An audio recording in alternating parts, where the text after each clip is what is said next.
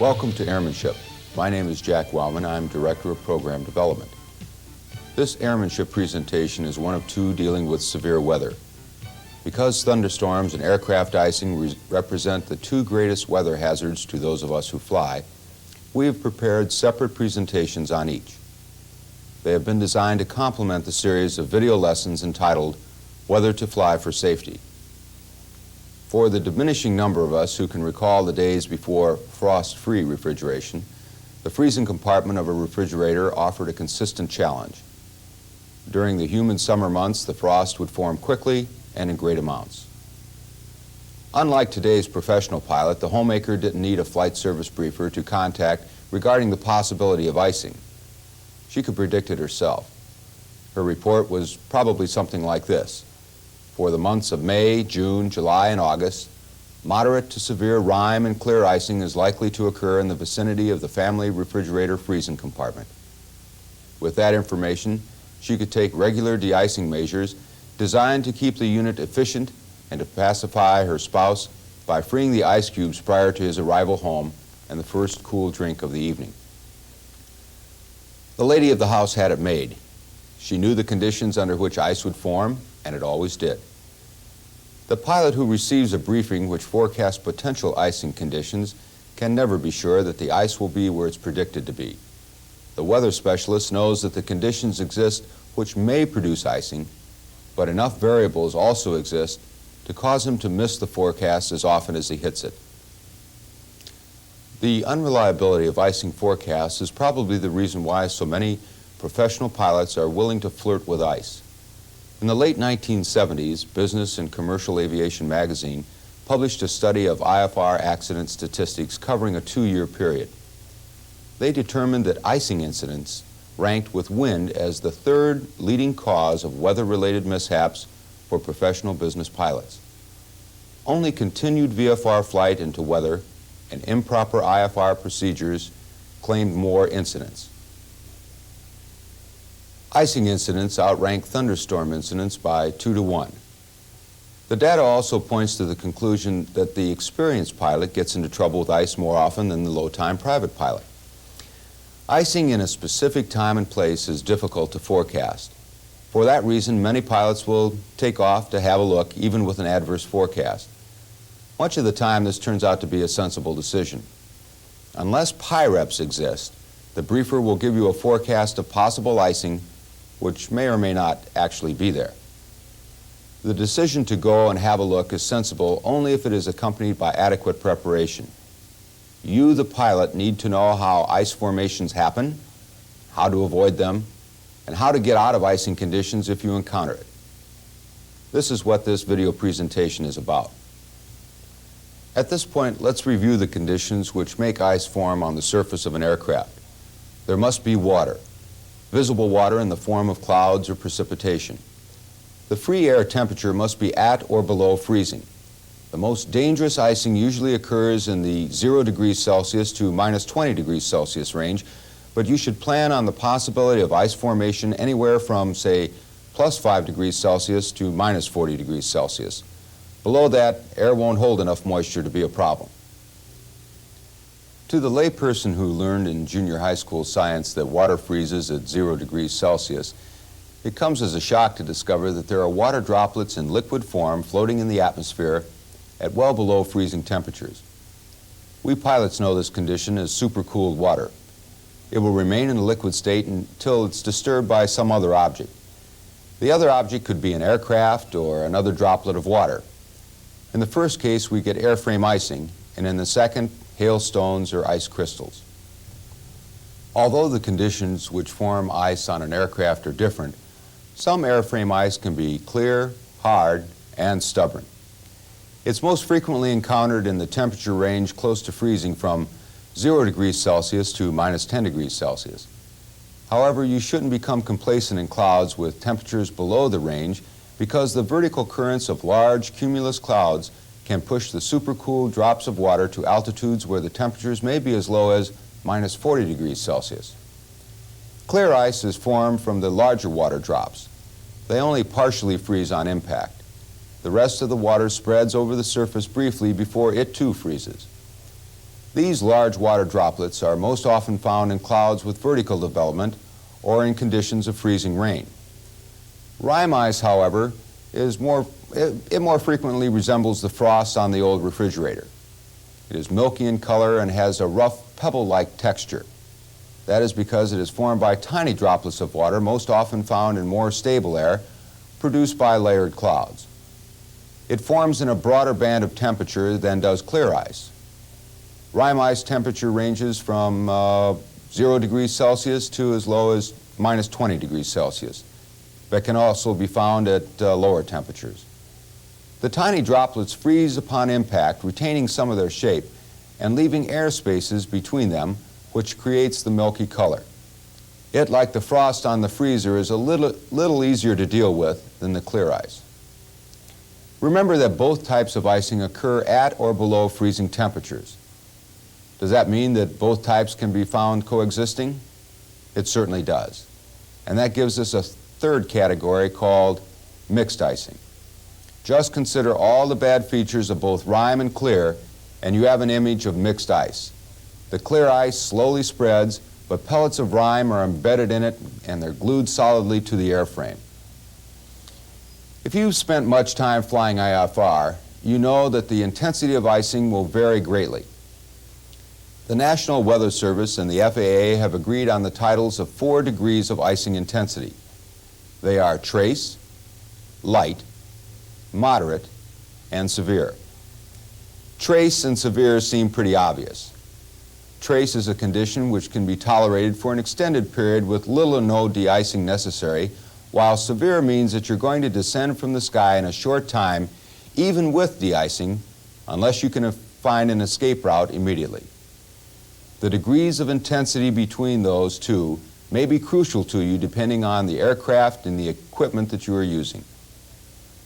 Now, light icing sounds like not too much to worry about, but any icing should be a cause for concern. You may be able to fly in light conditions for a while without de-icers, but it will build up slowly. And if you're in it for a while, you will need the de-icers to clear the stuff off from time to time. Moderate icing, however, is a big jump forward from light icing. Flying in moderate icing will require you to use de-icers frequently, and continued flight in this stuff is not advised. Well, once you've decided to second-guess the briefer and take a look for yourself, you are relying on your background and knowledge for the go, no-go decision. A successful pilot is a cloud watcher. So you will have to recall what you know about clouds and what kind of icing threat each of them might produce. One general rule you can rely on is that all clouds at sub-freezing temperatures have icing potential. From earlier presentations in this series, you will recall that there are 2 basic cloud types.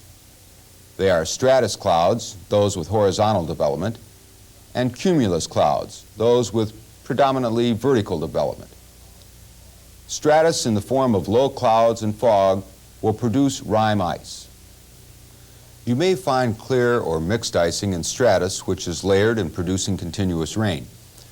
A key factor to keep in mind is that ice is rarely found more than 5,000 feet above the freezing level in stratus and is usually only 2,000 to 3,000 feet thick. In very thick stratiform clouds, the heaviest icing is found at altitudes slightly above the freezing level, where the freezing temperatures are close to 0 degrees Celsius. The greatest icing hazard in cumuliform clouds is clear ice. It is the most common form except in the higher cloud tops. You should remind yourself that even though you are at a temperature level below which clear ice seldom forms, you may still get clear ice. Powerful rising currents can loft the larger supercooled droplets to great heights where the temperatures may be as low as we mentioned before, minus 40 degrees Celsius. You may also find mixed ice in the transition zone between clear and rime. Finally, the extent of icing in cumulus is limited by the size of the convective cell. You may not be able to climb out of it due to the velocity and the height of the vertical currents, but you may be able to fly through it in a few minutes if the cells are isolated. Your knowledge of air masses and fronts will also assist you in determining whether to go and where to fly if you're going to go. For example, you should be alert for areas below the inversion of a warm front, where warm rain is falling from stratified clouds into below freezing air. Try to pinpoint cumulus buildups along cold fronts and squall lines and embed it in the stratus of a warm front where the possibility of clear ice may exist. A ground feature which may create considerable problems with icing is an area of rapidly rising terrain, especially mountains. If winds are moving from lower levels toward the ridges, they may form an upslope cloud condition. Now, upslope clouds contain serious icing, especially if the winds are feeding in moisture from a large body of water. To really produce a mess, all we need to do is add a frontal movement through the area. When you are faced with these conditions, recall that the heaviest icing occurs above the crest of the mountains and to the windward side. Under these conditions, the icing is most likely to occur in the area up to 5,000 feet above the mountaintops. If there are cumuliform clouds in the area, the icing may be pushed to higher altitudes. Now, up to this point, we have concentrated on icing aloft. Yet an analysis of all icing accidents for a 2-year period indicated that up to 1/3 of them occurred because of conditions experienced on the ground. These down-to-earth hazards are frost and snow. Now, a fresh snowfall or the morning sun glistening off a fresh layer of frost may be beauty to the eye of the beholder, but it hides a deadly threat for those of us who fly. In a large part of the nation during the cooler months of the year, it is not unusual to arrive at the airport for an early morning takeoff to find a layer of frost over everything parked outside. The previous night had been clear with light winds and a stable air mass. The rapid cooling of the air close to the ground had reduced the temperature below the dew point. The air became saturated and the moisture condensed on all objects exposed. Then the moisture froze in a tight-fitting white robe. Unlike ice, frost does not distort the shape of the wing's surface. It produces a rough finish which disrupts the smooth flow of air close to the wing. It may reduce lift by as much as 30% and increase drag by as much as 40%. The FAA considers this enough of a hazard that it is ruled that no one is supposed to take off in a plane that has been frosted until he has either removed or smoothed the frost on the vital parts of the aircraft. From conversations in pilots' lounges and hangars, it seems that there is some confusion over how to de-ice a frosted plane. The best answer is heat. A warm hangar is best if you can make sure that the aircraft is reasonably dry before you take it back out into the cold air. Even though the skin of the aircraft appears dry, melted water may collect inside control surfaces. This water will freeze when the aircraft is returned to the cold air. The effect will be to unbalance the controls, reducing their stability. In extreme situations, flutter may result, leading to structural damage. Hot air blowers are very effective, but you must observe where the meltwater goes. Some of the melt will be evaporated by the warm air from the blower, but the remainder may find its way into the control surfaces and create the problems mentioned earlier. The third method is the most commonly observed around airport terminals on a snowy day. Large cherry pickers are brought in to permit the spraying of all vital skin areas of the airliners. Contrary to some hangar talk, it is not the ethylene glycol which de-ices the airplane. It's just an antifreeze placed in the water to keep it from refreezing at some critical place. It is the heat of the fluid mix which removes the frost. Should you decide to use the warm fluid spray, the proper ratio of ethylene glycol to water is important to you. The FAA recommends that your mix should have a freezing point of at least 20 degrees Fahrenheit below the ambient or surface temperature, whichever is lower. Now, the effect of accumulated snow on wings and empennage is similar to the effect of frost. An important point to remember is that the relative wind will not take care of the snow. You have to do it. Attempting to use the jet blast from a preceding aircraft may ice you up greater than you were to begin with. The answer is to seek help from ground crew with a warm fluid spray or find yourself a good push broom. Once the snow is removed from your aircraft, you still have snow and slush on the runway to consider. You know that it will retard acceleration on the takeoff roll. Plan ahead for a delayed liftoff. Decide before you advance the throttle at what point you will abort the takeoff. An acceleration check with watch and airspeed is a good monitor system if the runway markings are obscured. Now, runway slush has one more chance to change your plans. It would be somewhat discomforting to arrive at your destination after a big battle with the forces of nature to find everything in the wheel wells welded together in a big ball of ice. To prevent such an occurrence, cycle the gear at least once to get rid of as much slush as possible. A high-time pilot once told us that to fly an aircraft that is accumulating ice is to become a test pilot.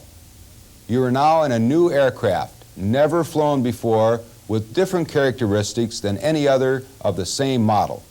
Here is why. Icing changes the shape of the wing camber, reducing lift. The greatest amounts will collect at the point of initial impact along the leading edge. In clear icing, the moisture will stream back along the wing, freezing as it goes. The contours of this icing cannot be predicted with a great degree of accuracy, but we do know from research that the coefficient of lift may be reduced by as much as 30%. Should you be unfortunate enough to run into moderate to severe mixed icing, you may see a complete redesigning of the leading edge. Photographs from research studies show that the ice piles up along the leading edge and literally reverses itself into a horn or cup shape with the open end pointing into the relative wind. You don't have to be an aeronautical engineer to imagine what that does to performance. Lift is drastically reduced and drag is greatly increased. As a result of these changes, the stall speed increases. It will increase most rapidly with the initial buildup, but will continue to increase with each millimeter of accumulation. Your gross weight will increase by about 50 pounds with the accumulation of a cubic foot of ice. Now, that doesn't appear to be too ominous until you pair it with the increased stall speed due to loss of lift. This would be a good point to invoke the first commandment from the Aviators' Bible. Keepeth up thy airspeed, lest the ground rise up and smite thee. There are several other ways in which your aircraft performance may change. Roll control may become sloppy because ice has accumulated ahead of the ailerons. A deterioration in pitch control may accompany other changes due to redirection of wing downwash or ice on the leading edge of the empennage. Your prop will almost certainly lose up to 9% of its efficiency and perhaps as much as 20%. The prop could also be affected by imbalance due to shedding of ice differentially from the blades. The vibration may be frightening, but can be controlled, as we will discover later on. Once you start playing the role of test pilot, you're going to need to know the other possible changes in aircraft performance. Let's consider your power source. Those same icing conditions which have constructed a new airframe for you are also rebuilding the shape of air scoops, induction intakes, oil coolers, filters, screens, and certain gas turbine sensors. None of this reshaping will increase power.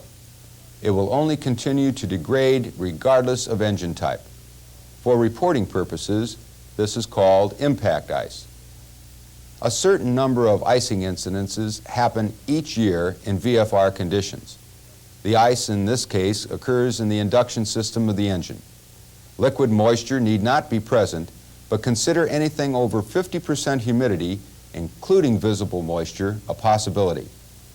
The temperature range is quite broad, going from 0 degrees Celsius to 40 degrees Celsius or 104 degrees Fahrenheit. Perhaps you have spilled gasoline on your hand and realized the cooling sensation as the gas evaporated.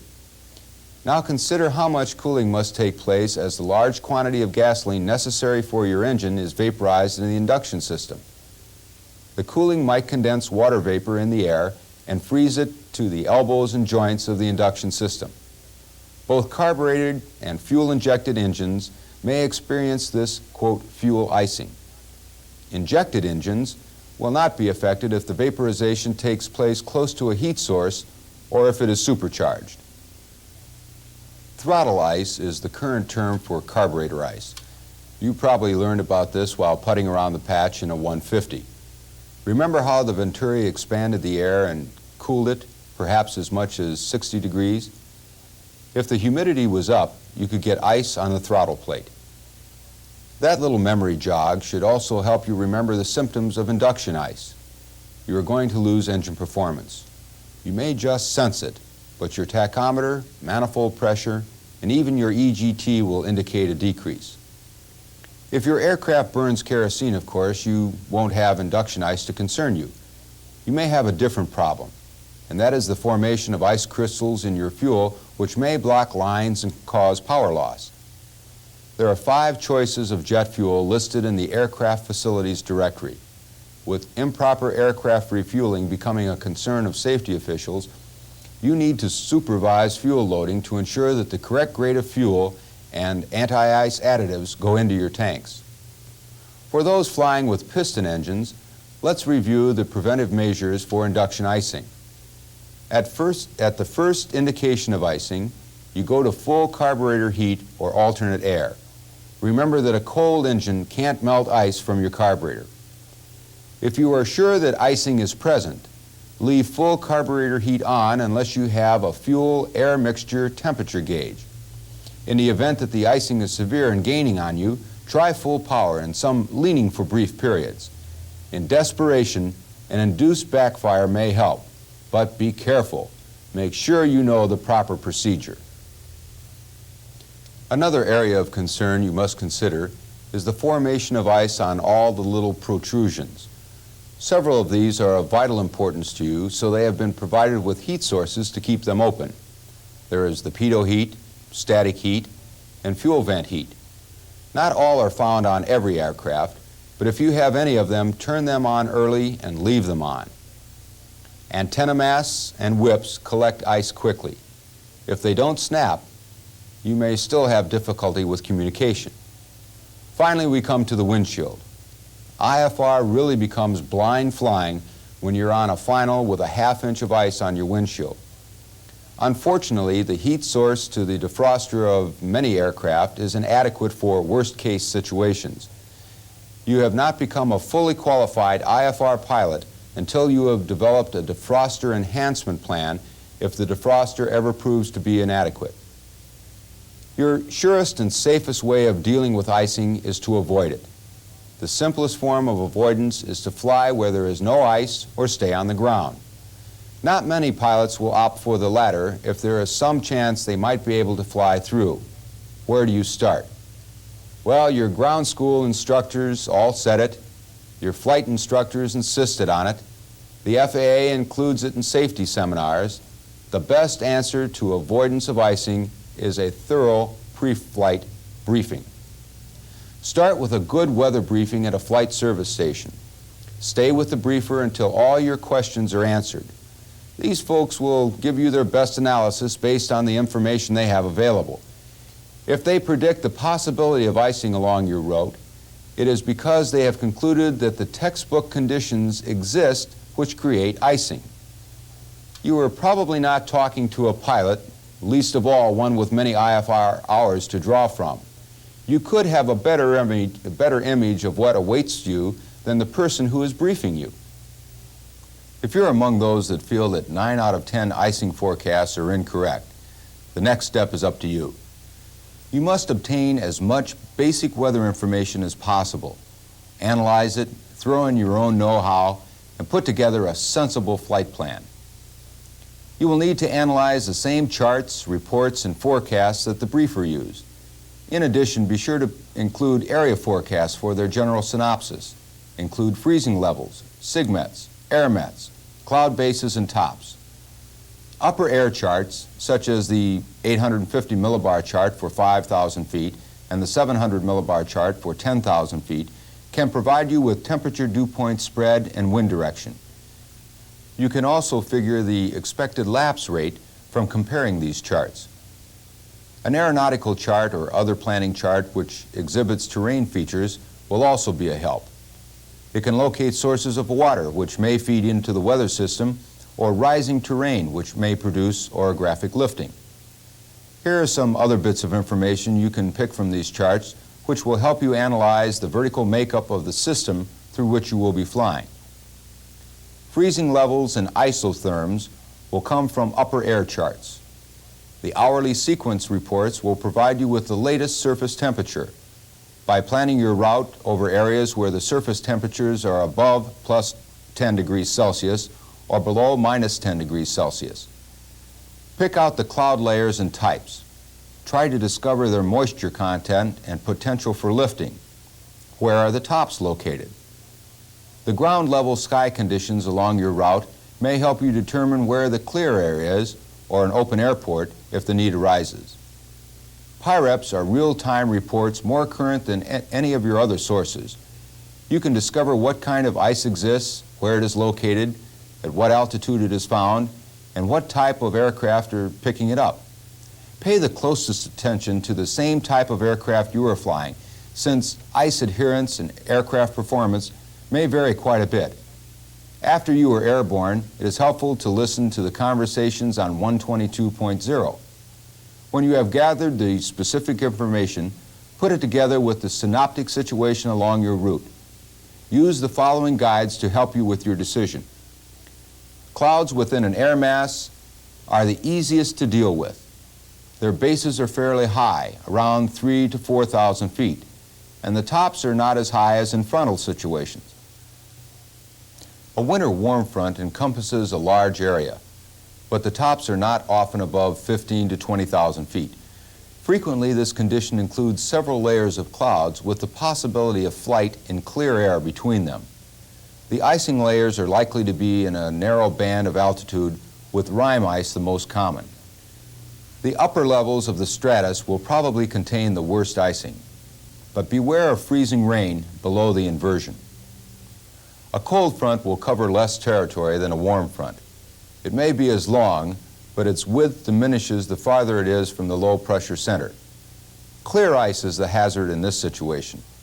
Cloud tops are usually quite high, and it's a rare general aviation aircraft that can outclimb the buildup of a granddaddy cumulonimbus. An occluded front will have generous quantities of moisture throughout. The greatest amounts of water will be found along a northeasterly bearing from its occlusion.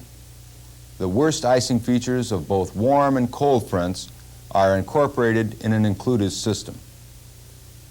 It is time now to consider your partner in this venture, your aircraft. It is certified for flight into known icing.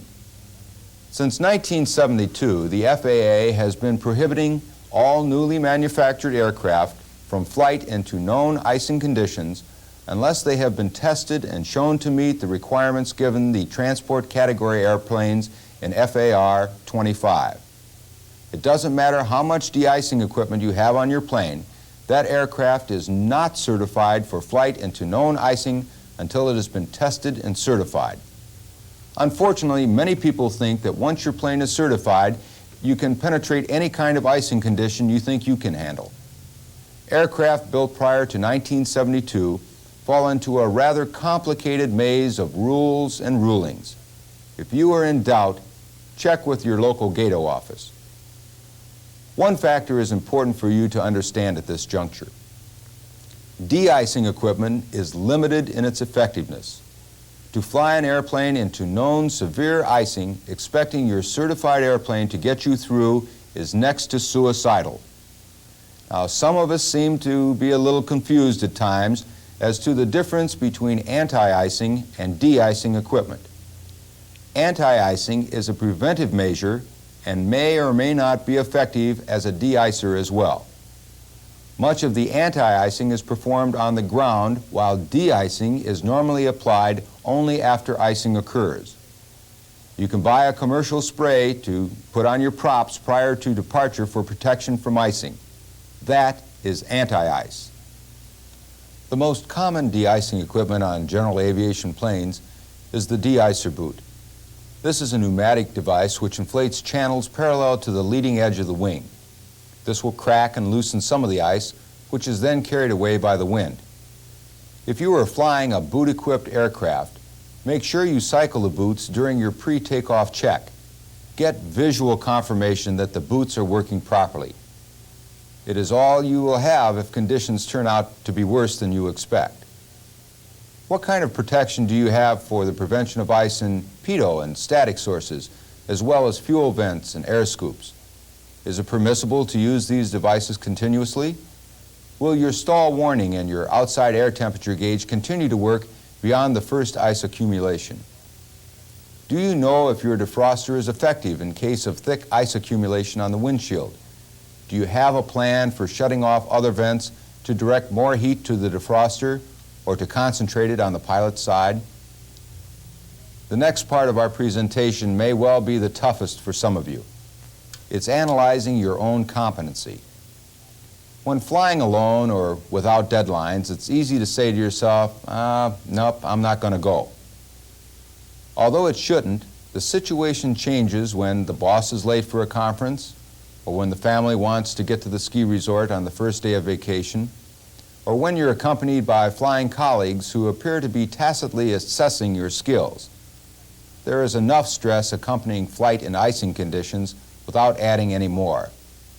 Make it your personal rule that if you don't have a way to get out and the will to use it, you won't go. Now, are you certain that you understand the briefing and your own analysis of the weather conditions? Overlooking the fact that a cold wind is coming from the north over Lake Michigan as you fly across northern Indiana could cause a sudden scramble to revise your carefully prepared flight plan. What can you do to minimize aerodynamic changes which occur as your aircraft accumulates ice? Consider some of these suggestions. Try to maintain a shallow angle of attack while in cruise or descending. An above normal airspeed will help to accomplish this. The idea here is to minimize the target area for impact ice as much as possible. There are two schools of thought on how to treat a climb through icing conditions. One group recommends treat a climb as you would cruise or descent, that you should maintain a shallow angle of attack. The other school points out that since the rate of climb is reduced by the lower angle of attack, you would spend more time climbing through the icing layer. You would be exposed to the ice longer and perhaps accumulate enough to prevent you from making it out on top. A high rate of climb will expose your plane to a shorter period of icing. Most icing layers are rarely more than 3,000 to 5,000 feet thick, except for convective icing. Most general aviation aircraft could climb through these layers in a matter of a few minutes. A high angle of attack associated with a high climb rate would cause the ice to accumulate lower on the leading edge and the underside of the fuselage. This would add weight and drag, but would not degrade the lift proportionately. Obviously, the pilot's assessment of weather conditions will determine which procedure he will use. Many high-time pilots indicate that they prefer to punch through the ice layer as quickly as possible and conduct the rest of the flight in an ice-free zone. While ice is accumulating, try to keep control movements light and deliberate. This will help minimize ice accumulation on deflected control surfaces and lessen the chance that their balance can be affected. Shallow turns and pitch movements will also keep G-forces down, which is desirable for an aircraft whose stall speed may be increasing by the minute. Performance starts to degrade with the onset of ice. This is primarily due to the loss of lift and the increase of drag over the wing and empennage. The propeller is also an airfoil and accumulates ice in a manner similar to other airfoils. Maintenance of thrust should be your #1 priority. Without it, you have become a very inefficient glider, not the best vehicle for navigating through poor weather. The prop blades have some things going for them that the wings do not. Forces are pressing on the propeller from different directions, which causes some degree of flexing and vibration. The blades are moving faster than the aircraft due to the combined relative wind from rotation and forward speed. The resulting heat of friction may provide a slightly higher skin temperature. This won't eliminate ice, but may delay the onset of icing for a short time. In cases where anti-icing and de-icing of props have failed to prevent accumulation, some of the old-timers have a suggestion. Exercise the prop controls at intervals. There won't be any doubt that the technique is working for you. The vibration from unbalanced blades and the cannonading of ice missiles hurled against the fuselage is your confirmation of success. Don't panic at the racket. It will subside quickly and the performance will improve. A general rule for flying an approach with an iced aircraft is to maintain a routine sequence of procedures, especially with a single pilot operation. A rearrangement of these procedures at the last moment can load you with responsibilities and place you in a few critical seconds behind the aircraft. Some of your landing procedures may have to be varied in order to put your bird lightly on the asphalt. One of these is approach speed. You no longer know your actual stall speed, so come in at an above average approach speed. And you don't need any more drag at this point, so take it easy with the flaps. Keep them in the shallow range where the lift to drag ratio is in your favor. One exception to sticking with routine on the approach is choosing the point at which you lower the gear. Some pilots say to stay with normal procedure, especially if the approach is IFR. Their rationale is that a change of routine in an uptight cockpit invites errors. There are other high-time pilots who feel that a heavily iced aircraft may be handling all the drag it can carry. A slight drag increase, which may have little effect on a dry airplane, may pull it out of the sky if the plane is iced. The extra drag of the landing gear could provide all that is needed to bring you down short of the runway. These pilots recommend delaying the extension of gear until you are certain that you have the runway made. If you haven't reviewed the power curve for your aircraft lately, now would be a good time to do it. The charts are drawn for clean, new planes. You can count on the curve being skewed to the right for an aircraft loaded with ice. During a long, flat, straight-in approach, it would be quite easy to get behind that power curve into the region of reversed command. Recovery from this situation is tricky even in good conditions. Add ice to your problem, and you may have already lost control. In the many approaches you have made during your flying career, you have probably experienced the subtle nose-down pitch upon entering ground effect. There is a normal acceleration at this point as well. The pitch down may be exaggerated and the acceleration increased with a faster than normal approach. It would be our guess that the most embarrassing thing you could do after defying all these elements successfully is to slide sideways off the slippery runway as the smile of self-satisfaction slowly fades from your face. As long as you have come this far, keep up the good work. The ramp is only a few hundred yards away. Relax after you have tied the plane down. Now we'd like to present you with a couple of thoughts. The first one is that all the material available only prepares you to exercise good judgment while flying. Each icing situation is random in nature with its own specific causes and effects. If you decide to go for it, you do it with the knowledge that there are no guaranteed fixes for any specific situation. The second thought is to present you with our own informal categories of icing severity. As far as most pilots are concerned, we believe there are two. The first one we will call exposure to ice. This category covers a large spectrum of incidents, perhaps even most of them. You hear the stories about them in the pilot's lounge, FBO, and the cluttered hangars. The other category is iced up. A pilot who has experienced this kind of icing will probably not confide in anyone except an intimate friend. First, he's ashamed to admit to others that he allowed himself to bungle into such a situation. Secondly, he probably shudders with fear as he remembers the approach with no forward vision, no sense of power settings, and airspeed closer to abort than to landing. The slow, sloppy response to the controls and the expectation that any moment the whole thing would drop from under him.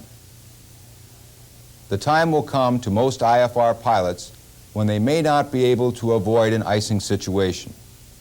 You may have planned well, and the flight service station briefer may have given you his best, but still you may find yourself watching your prop disappear behind the glaze covering your windshield. In this airmanship presentation, we have touched on several cardinal rules. Know how ice is formed. Try to avoid it, and have an out. Be prepared with a thorough plan. Use your know-how and experience. Make sure you and your aircraft are in top condition. By observing these rules, you stand a better chance of enjoying summer flying.